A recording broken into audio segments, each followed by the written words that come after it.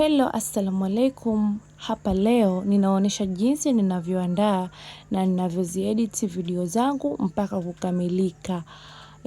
Huwa natumia ring lights na simu yangu huwa naitegesha hivyo. Hapo ni jikoni kwangu.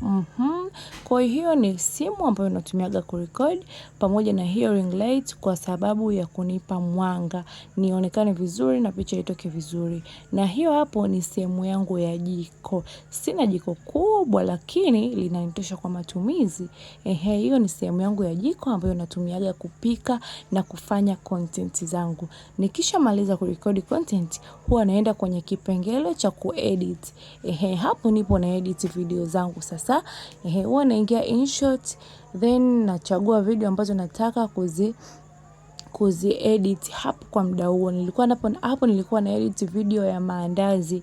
Ipo hapo nimeiposti, mtaiona.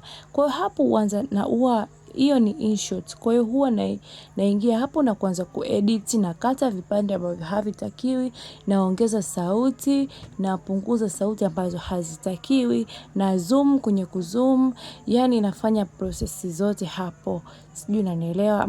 Kama hapo natoa sauti ambazo hazitakiwi. Kwa YouTube wanaweza wakasema ni sound ambazo zimetumika. Kwa hiyo hapo huwa natoa labda miziki, kama kuna sauti ya mziki, kama kuna sauti ya TV naongea, kwa hiyo huwa nazimute hizo sauti. Then na kama kuna sehemu ya speed naweka speed hapo mpaka 2, yani nisiwachoshe. Yani kuna sehemu tu unaona video inaenda chap chap chap chap, kwa ili nisiwachoshe basi huwa nawekaga speed mpaka 2 au speed 3 ili nisiwachoshe vipenzi wangu. Kwa hiyo hapo nipo kwenye kuedit sasa. Na edit kupitia InShot. Kwa hapo naongeza sauti, nakata, na zoom, napunguza sauti zisizotakiwa. Nikitoka hapo sasa naenda kuingiza sauti ya kwangu katika video yangu. Kama hapo hivi, twende tukaone ninavyoingiza sauti. Sina kifaa. Hello, assalamu alaikum. Leo nipike maandazi matamu na malaini kwa kutumia maji. Huwa nashikilia simu yangu kama hivi hapo.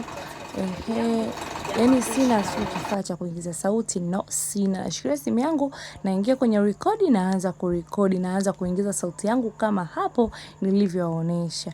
Hapo nikishamaliza naendelea na process ya kuitoa nje video yangu.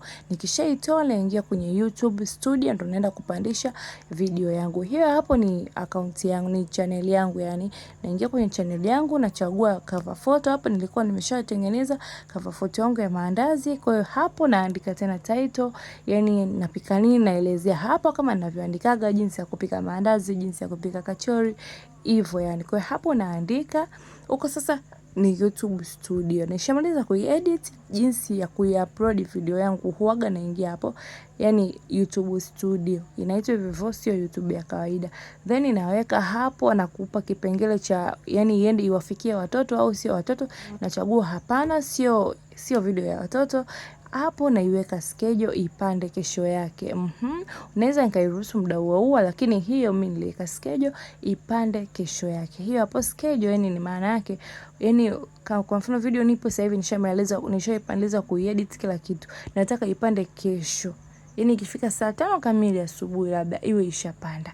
Ndio sasa sijajua kama nimeelezea vizuri. Kwa hiyo hapo tayari nimemaliza na video yangu hiyo hapo nipo na i-upload. Kwa hiyo hizo ndio process ambazo huwa nazitumia katika kutengeneza video zangu za mapishi na Ruki. Hiyo hapo kama unavyoona nimeingia kwenye YouTube ya kawaida.